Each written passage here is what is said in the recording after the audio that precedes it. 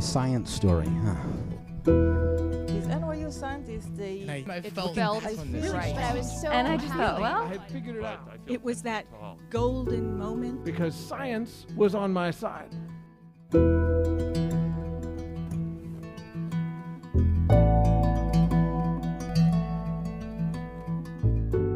hey everyone, welcome to The Story Clatter, where true personal stories about science help us explore just how weird, wonderful, and deeply human this world can be.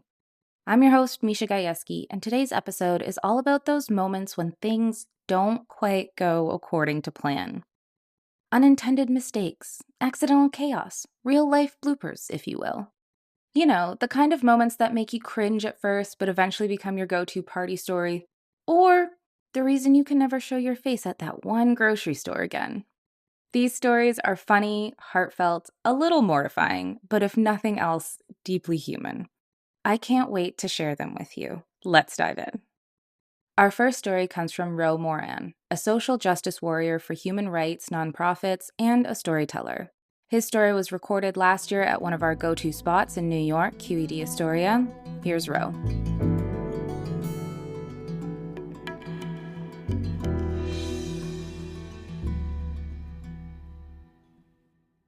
You guys remember a few years ago there was a video of planet Earth about a little iguana that's running for its life from like a billion freaking snakes, and every snake wants that guy dead, and it's just barely making it each time. It's just barely escaping their jaws, and it's so frustrating to watch, and you really want the little guy to make it because it needs to go back to its little nest at the top of the hill, but they always almost get it. But you're rooting for it because you watch snakes on a plane and it made you really anxious too, right? So that supposedly takes place in the Galapagos Islands in Ecuador. It's one of the islands where Charles Darwin supposedly docked and found a bunch of different species of birds and reptiles and stuff like that. It's also where he crafted his theory of natural selection. So everybody remembers natural selection from school, right? Wow, really? I had to look it up. So natural selection is basically the process through which living organisms adapt and change. So in case you missed that one day of school, it's basically survival of the fittest. As is definitely beautifully portrayed by this little baby iguana that dodged these 1 million snakes that wanted to eat it and probably became president of that little island. So in 4th grade, I too lived in Ecuador. And I loved it, man. I had just entered puberty, so I was taller. Why does everyone laugh when I say that? So I was taller than everybody. I was faster. I got chosen for sports before everybody else did, and I loved it. But the best part of it was that I sat in class next to Alyssa. Yes, that was my reaction every day. And Alyssa was my Winnie Cooper, you guys. Okay? And every day, her desk, she would move it a little bit closer to mine, and I loved it, man. But you know what? The best part was that this weekend, I finally was going to take home our class pet, an iguana called Iggy. And I was so excited. I loved Iggy. She was about yay big. Okay, she lived in a huge-ass tank with a bunch of ferns and rocks and her little water bowl. She wasn't the most interactive pet in any way, but she was cute. I knew enough never to open the lid because she would run off and scamper something, her little like wind up legs like that, and you could never catch her, right? So I knew never to do that, but I was really excited. I had spent the whole week catching bugs, and I had amassed like a really big collection of bananas under my pillow. My room smelled like shit, but I was really, really excited. So come Friday afternoon, I'm carrying this big ass tank to the bus. And I'm making sure every step is very deliberate because I don't want to give Iggy any vertigo. And then the weekend was amazing. Let me tell you, like we did so much. I fed her. I changed her water.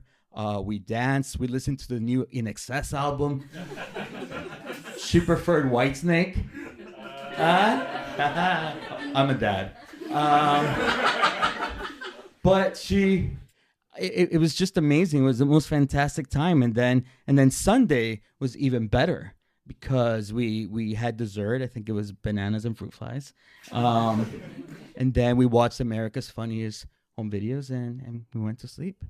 And I woke up in the morning, and I was so excited to tell everybody. So I put on my best Bermuda shorts and my best Reebok pumps, right? And I went to have some breakfast. I ate really quickly Captain Cheerios or whatever that was called. Captain Crunch, yes, and the Soggies, right? And after that, I went to check on Iggy. Hey, Iggy, wake up.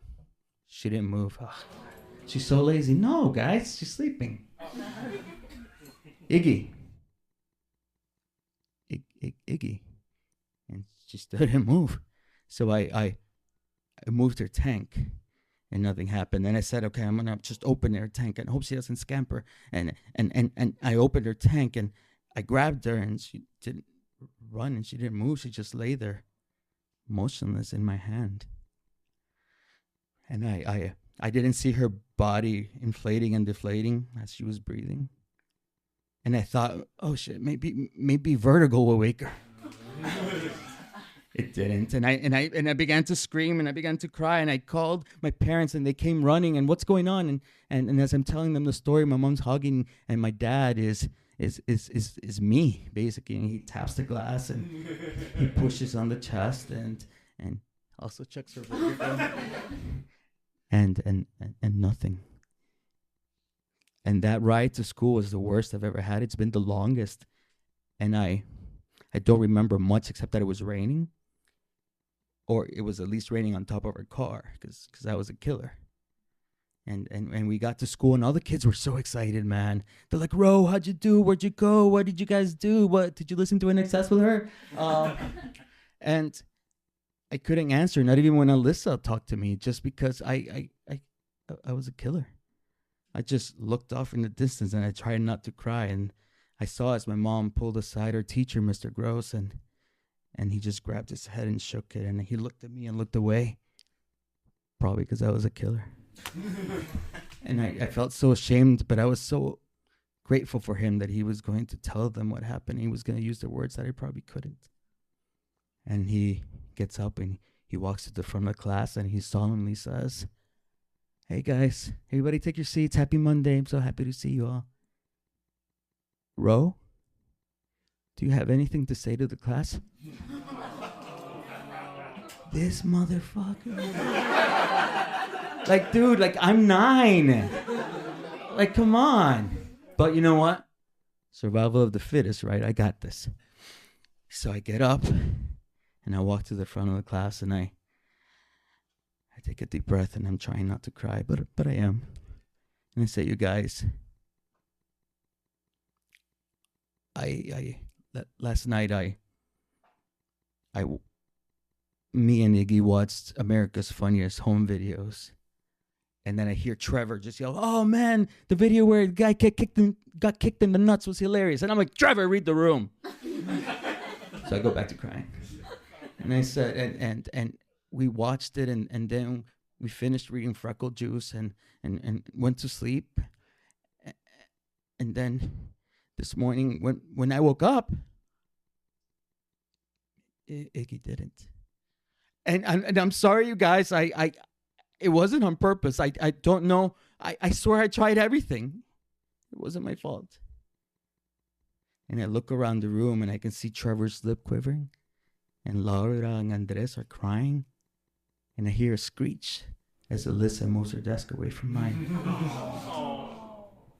And I just want to disappear. I want to escape. So I look to the front door and see if I can make a run for it.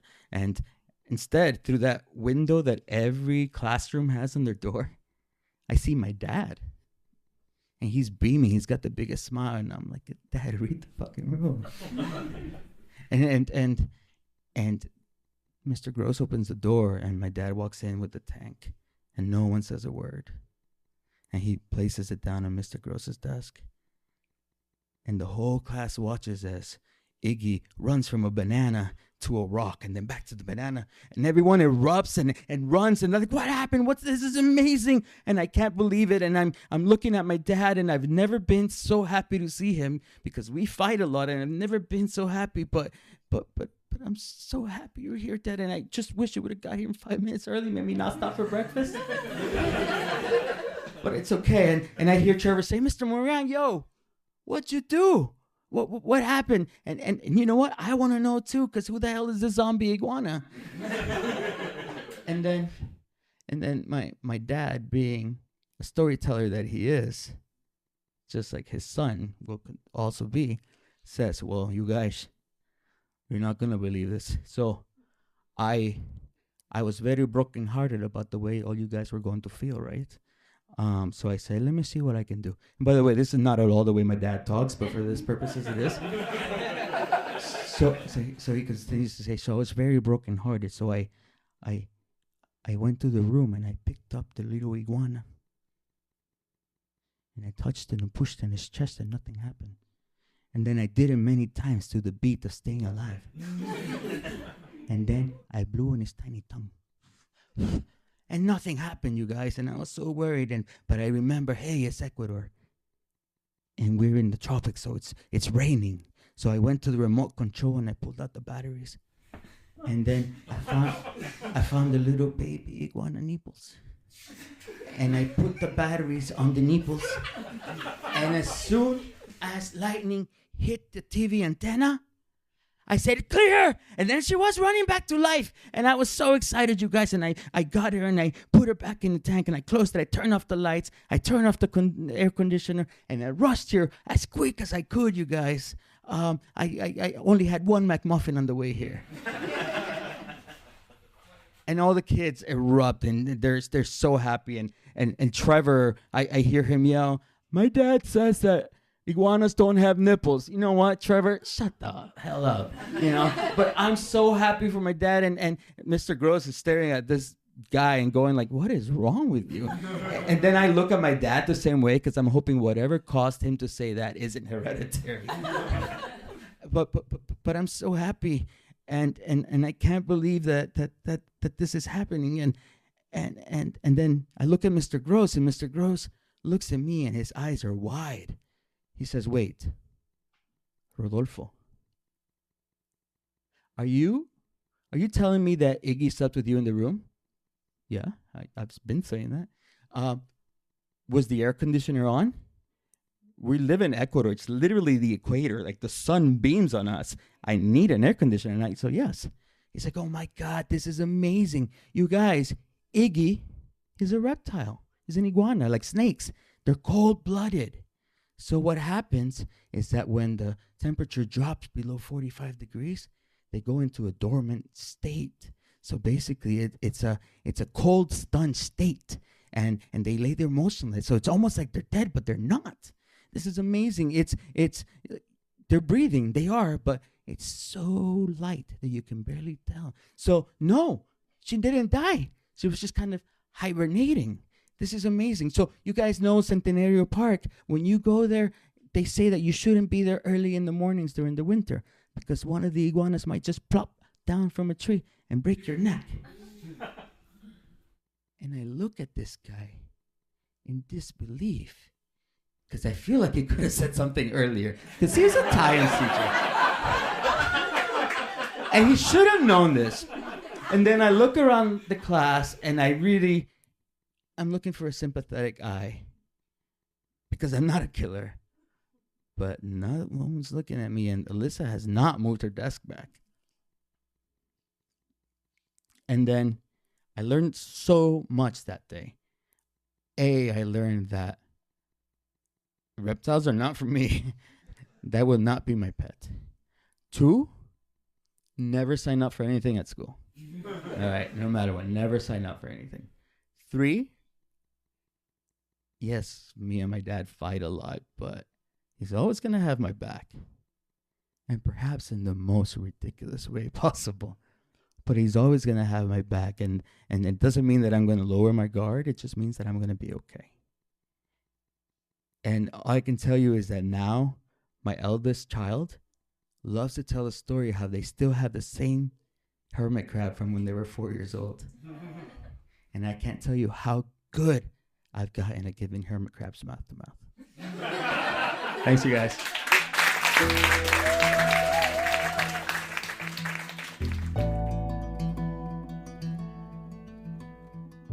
That was Ro. And what a roller coaster of 9-year-old emotions.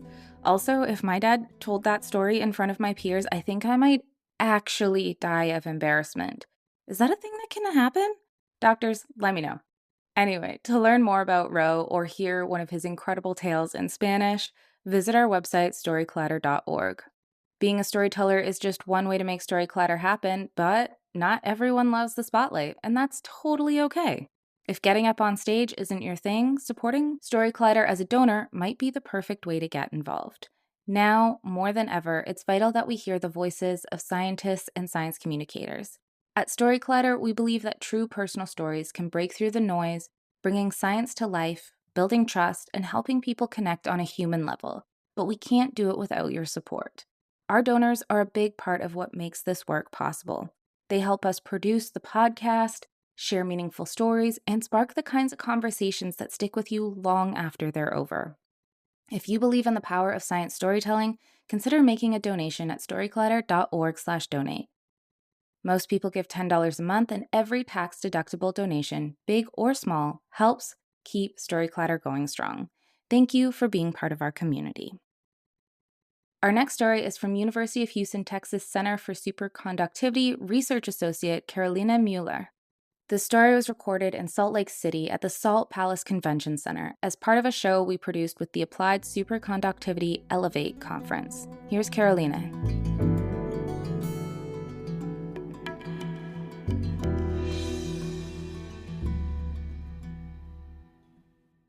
First semester as a chemistry undergraduate, I find myself in a huge sea of students. And the lecture hall is sloping down, and far away down there is the professor.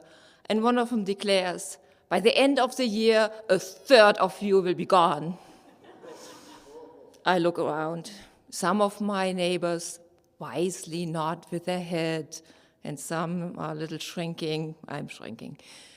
I found myself in that place somewhat by chance. For all my years growing up, I wanted to become a musician. But after failed auditions and a year working in a violin shop, I decided to study chemistry and was determined to succeed. But at the same time, I felt totally underprepared. And there were my classmates, all seeming so much smarter, and I awkwardly tried to make some conversation, and one of them declared, "Only organic chemistry is really worth the title of chemistry." And guess what? I have a bad memory, and organic chemistry was never in my future. And as if teachers and classmates weren't bad enough, the analytical lab left an indelible impression on me with its reek of rotten eggs, because the separation process involved hydrogen sulfide. So I was already anxious about the lab, and then entering the corridor, being greeted by that stink, my stomach just clenched up. I was so glad when that part of the lab was over. But then even in the quantitative analytical part, there were a few times when I really messed up, like I forgot an early step in the procedure and my results were like completely off. So I go to hand in my results to the teaching assistant. He looks at it and was like, "Okay, here's a new sample for you, do it again." And I did it fine then, but I was so glad when I handed it in that he didn't totally berate me. Luckily, in the meantime, I actually managed to find some classmates that I liked, and we formed a study group. And I think that Brimstone Lab really welded us together, and we became the Mutual Aid Society. And together, we made it through the years and passed our exams for lectures and labs. We made it through small research projects, and we passed our final oral exams. Now, the only thing left was a 6-month project for our final research, and we would graduate as diploma chemists, the equivalent of the masters. And there comes one of my friends, and she says, "Look, there is a chance we could go abroad for this. We could go to the University of Houston in Texas." I really hesitated, but in a huge leap of faith, I decided to join her. And So now there is a new research project coming, and there's a new country, a new university, new faculty, and above all, English. I get there and I join a research group and I work under the supervision of Professor Dr. James Mean, as we would say in Germany. But there in the lab, everybody just called him Jim. At the time, the research was focused on mapping out the conditions of formation for oxides of interest, namely superconductors and oxygen ion conductors. And I started working on the bismuth barium oxide system. So just like my lab mate, I started weighing out powders, grinding, pressing pellets, sintering, taking a small portion, making teeny tiny gold loops to hang into the vertical quench furnace, leaving it in there for a day, drop quenching it, setting it in epoxy, polishing, carbon coating. Finally, we are at the point to actually do the analysis with an electron microprobe analyzer. And that result then gives me 1 point on my phase diagram. Yay! But guess what? I really enjoyed the work. I liked the people in the lab, and I really enjoyed the work itself, and these data points were a huge reward. But then comes the point where, in addition to the ratio of bismuth to barium, we also wanted to know structural data. We wanted to powder diffraction. And for that, I needed a much larger sample. Now, barium oxide is really reactive. It eats into all kinds of materials. So standard alumina crucibles wouldn't work. A platinum crucible wouldn't work. And we didn't have a gold crucible that fitted that furnace. So I used gold tubing and made tiny crucibles, cutting pieces, rolling up the bottom, crimping, welding, punching holes, making a handle. They were so cute. Golden little shining crucibles. The sad side was that after each experiment, I needed to rip that tube apart in order to get my sample out. And first of all, I was sad that my shiny golden crucible was gone. And secondly, it's quite a fair amount of money in gold that just got wasted each time. And I really was racking my brain to come up with a different solution. So one day, I'm helping a colleague from a different lab with carbon coating his samples. And we were chit-chatting, and he said, well, you know, in our lab, we have a gold sputterer, and we can deposit really thin layers of gold. I was like, oh, that's it. I just coat one of those cheap crucibles with gold, and it's the protective layer. Voila, done.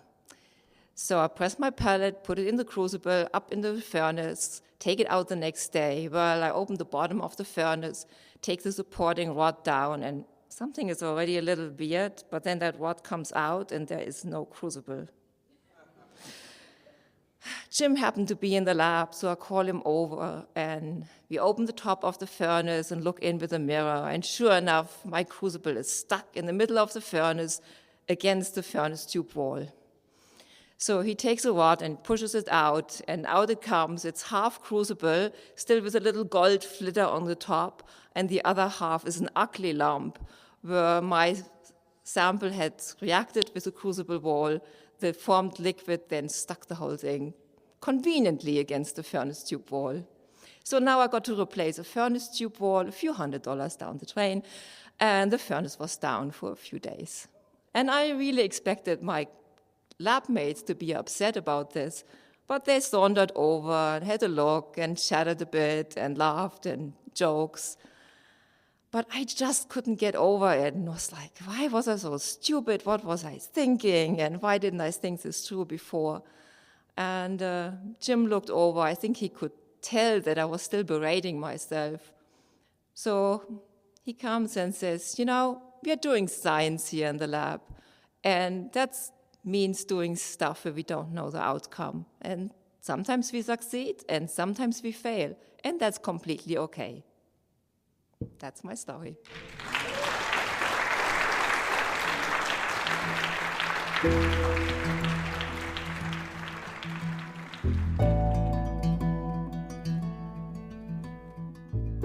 That was Karoline. I'm so grateful she was able to share this story, especially because just a few weeks before the conference, Jim passed away unexpectedly. He was such a significant presence in the applied superconductivity community, and it was incredibly meaningful to honor his memory with this beautiful story.